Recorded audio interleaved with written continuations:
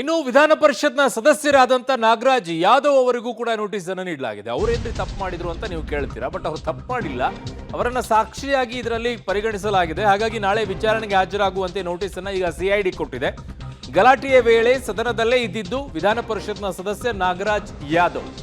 ಅವತ್ತಿನ ಆ ದೃಶ್ಯಗಳನ್ನ ನೀವು ಮೆಲುಕು ಹಾಕೋದಾದ್ರೆ ಲಕ್ಷ್ಮೀ ಹೆಬ್ಬಾಳ್ಕರ್ ಅವರ ಪಕ್ಕದಲ್ಲೇ ನಾಗರಾಜ್ ಯಾದವ್ ಅವರು ನಿಂತ್ಕೊಂಡಿರ್ತಾರೆ. ಸೊ ಹಾಗಾಗಿ ಆ ವಿಚಾರದಲ್ಲಿ ಅವರನ್ನು ಕೂಡ ಸಾಕ್ಷಿಯಾಗಿ ಕೇಳ್ತಾರೆ, ಅವ್ರು ಮಾತನಾಡಿದಾರ ಇಲ್ವಾ ಏನು ಅನ್ನುವಂಥದ್ದನ್ನ. ಸೊ ಆ ನಿಟ್ಟಿನಲ್ಲಿ ಈಗ ಸಿಐಡಿ ನೋಟಿಸನ್ನು ಕೊಟ್ಟಿದೆ. ನಾಳೆ ವಿಚಾರಣೆಗೆ ಹಾಜರಾಗಿ ಅಂತಿದ್ದಾರೆ. ನಾಳೆ ಅವರು ಕೂಡ ವಿಚಾರಣೆಗೆ ಹಾಜರಾಗಲಿದ್ದಾರೆ. ಈಗ ಯತ್ನಾಳ್ ವರ್ಸಸ್ ವಿಜಯೇಂದ್ರ ಹೊರಟೋಗಿ ಈಗ ವಿಜಯೇಂದ್ರ ವರ್ಸಸ್ ರಮೇಶ್ ಜಾರಕಿಹೊಳಿ ಅನ್ನುವಂಥದ್ದು ಬಂದು ತಲುಪಿದೆ. ಯಾಕೆ? ರಮೇಶ್ ಜಾರಕಿಹೊಳಿ ಅವರು ಮಾತನಾಡಿರುವಂಥ ಮಾತುಗಳು ಈಗ ವಿಜಯೇಂದ್ರ ಅವರನ್ನ ಕೆರಳಿಸಿದೆ. ಸೊ ಈಗ ರಮೇಶ್ ಜಾರಕಿಹೊಳಿ ವರ್ಸಸ್ ವಿಜಯೇಂದ್ರ ಮಧ್ಯೆ ಫೈಟ್ ಶುರುವಾಗಿದೆ. ನಾಯಕತ್ವದ ಬಗ್ಗೆ ಬಹಿರಂಗ ಹೇಳಿಕೆಗೆ ವಿಜಯೇಂದ್ರ ವಾರ್ನಿಂಗ್ ಅನ್ನ ಕೊಟ್ಟಿದ್ದಾರೆ. ಮಗನನ್ನು ಭದ್ರ ಮಾಡೋಕೆ ಬಿಎಸ್ವೈ ಓಡಾಟ ಅಂತ ಜಾರಕಿಹೊಳಿ ಅವರು ಹೇಳಿಕೆಯನ್ನ ಕೊಟ್ಟಿದ್ರು. ಅದಕ್ಕೆ ಈಗ ರಮೇಶ್ ಜಾರಕಿಹೊಳಿ ಎಚ್ಚರಿಕೆಯಿಂದ ಮಾತನಾಡಬೇಕು, ಸಮಸ್ಯೆ ಇದ್ರೆ ಹೈಕಮಾಂಡ್ ಜೊತೆಗೆ ಮಾತನಾಡಲಿ ಅಂತ ಜಾರಕಿಹೊಳಿ ಅವರಿಗೆ ಎಚ್ಚರಿಕೆಯನ್ನ ಕೊಟ್ಟಿದ್ದಾರೆ ವಿಜಯೇಂದ್ರ. ನೋಡಿ, ನಮ್ಮ ಉದ್ದೇಶ ವಿಜಯೇಂದ್ರವನ್ನ ತೆಗಿಬೇಕಂತ ಹೋರಾಟ ನಡೆದು ನಿಜ, ಸುಳ್ಳು ಹಾಕೋದು. ಅದನ್ನು ಹೈಕಮಾಂಡ್ ಏನು ನಿರ್ಣಯ ಅದ್ರ ಬಗ್ಗೆ ನಾವು ಬದ್ಧತೇವೆ.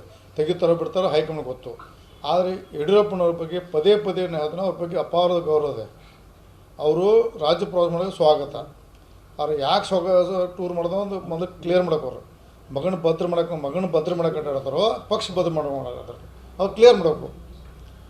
ಪದೇ ಪದೇ ಪ್ರತಿ ಹಂತದಲ್ಲಿ ಹೈಕಮಾಂಡನ್ನು ದಯವಿಟ್ಟು ನಿಮ್ಮ ಬಗ್ಗೆ ಗೌರವ ಇದಲ್ಲ ಯಡಿಯೂರಪ್ಪನವರೇ, ನೀವು ಕೊನೆ ಹಂತದಲ್ಲಿ ಬಂದ್ರಿ, ಈಗ ವಯಸ್ಸಾಗಿದೆ, ಇನ್ನು ಪಕ್ಷ ಎಲ್ಲ ಕೊಟ್ಟಿದೆ ನಿಮಗೆ, ಪಕ್ಷನ ಬ್ಲ್ಯಾಕ್ ಮಾಡಬೇಡಿ, ದಯವಿಟ್ಟು ನಿಮ್ಮ ಸಹಿತ ವಿಜೇಂದ್ರ ಬಂದರೆ ನೀವು ಹಾಳಾಕ್ರಿ. ನಾನು ಮಾಧ್ಯಮ ಮುಖಾಂತರ ಮನವಿ ಮಾಡ್ಕೋತೀನಿ, ದಯವಿಟ್ಟು ಮಗನಾಗಿ ನೋಡಬೇಡ್ರಿ.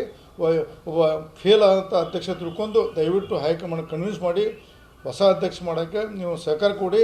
ನಿಮ್ಮ ಕೊಡುಗೆ ಭಾಳ ಇದೆ, ಅಪಾರದ ಕೊಡುಗೆ ಇದೆ. ವಿಜೇಂದ್ರ ಬೆನ್ನತ್ತೆ ನೀವು ಹಾಳಾಕ್ರಿ. ರಮೇಶ್ ಜಾರಕಿಹೊಳಿ ಅವರು ಎಚ್ಚರಿಕೆಯಿಂದ ಮಾತನಾಡಬೇಕು. ಯಡಿಯೂರಪ್ಪನವರು ರಾಜ್ಯ ಕಂಡಂತ ಅಪ್ರತಿಮ ಹೋರಾಟಗಾರ.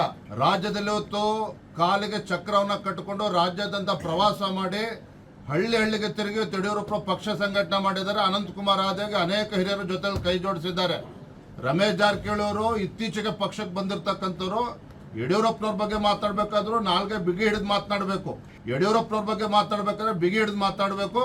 ನಾನು ಇವತ್ತು ರಾಜ್ಯದ ಅಧ್ಯಕ್ಷ ಇದ್ದೇನೆ, ಅವ್ರು ಏನೇ ಸಮಸ್ಯೆ ಇದ್ರು ಕೂಡ ದೆಹಲಿ ಮಟ್ಟದಲ್ಲಿ ಮಾತನಾಡಲಿ. ಅದ್ರ ಬದಲು ಪತ್ರಿಕೆಗಳ ಮುಂದೆ ಕೂತ್ಕೊಂಡು ಯಡಿಯೂರಪ್ಪನವ್ರ ಬಗ್ಗೆ ಮಾತನಾಡಿದ್ರೆ ರಾಜ್ಯದಲ್ಲಿ ಲಕ್ಷಾಂತರ ಕಾರ್ಯಕರ್ತರ ಮನಸ್ಸಿಗೂ ಕೂಡ ನೋವಾಗ್ತದೆ, ಅವ್ರು ಓಡಾಡೋದಕ್ಕೂ ಕೂಡ ಕಷ್ಟ ಆಗ್ತದೆ.